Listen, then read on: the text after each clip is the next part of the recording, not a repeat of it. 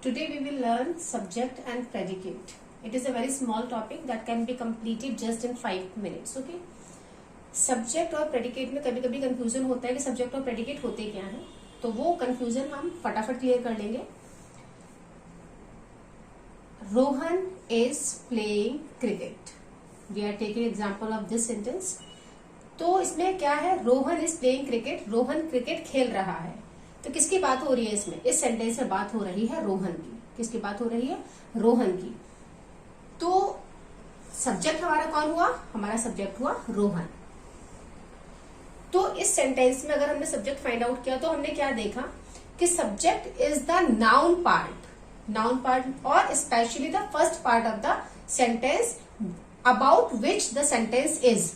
मतलब subject sentence का ऐसा पार्ट होता है जिसके बारे में सेंटेंस होता है, और इसके अलावा जितना भी हमारा रिमेनिंग पार्ट है वो सारा का सारा क्या हो जाएगा? हो जाएगा प्रेडिकेट. मतलब वर्ब से लेकर के सारा एंड वाला पार्ट वो क्या कहलाएगा? प्रेडिकेट कहलाएगा. तो आप सिर्फ इतना याद रखना है आपको कि नाउन पार्ट या first part of the sentence या फिर प्रोनाउन पार्ट भी हो सकता है, वो सब क्या होंगे? आपके सब्जेक्ट होंगे, और सब्जेक्ट को हटा करके जितना बचेगा वो सारा का सारा प्रेडिकेट हो जाएगा. सेकेंड वाला एग्जाम्पल लेते हैं बेटा. My father went to Delhi. यहाँ पे किसकी बात हो रही है? मेरे पिताजी दिल्ली गए. कौन गए? मेरे पिताजी गए. तो किसकी बात हो रही है? मेरे पिताजी की. तो सब्जेक्ट क्या हुआ? My father.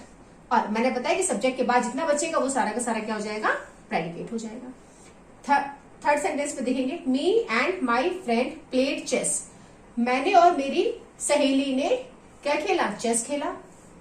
तो किसकी बात हो रही है? मैं और मेरी दोस्त की. तो हम दोनों कौन है यहाँ पे? हम दोनों ही यहाँ पे सब्जेक्ट है, और जो रिमेनिंग पार्ट है वो सारा प्रेडिकेट होगा.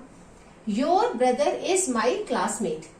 आपका भाई मेरा क्लासमेट है. तो कौन है मेरा क्लासमेट? आपका भाई. तो किसकी बात हो रही है? आपके भाई की.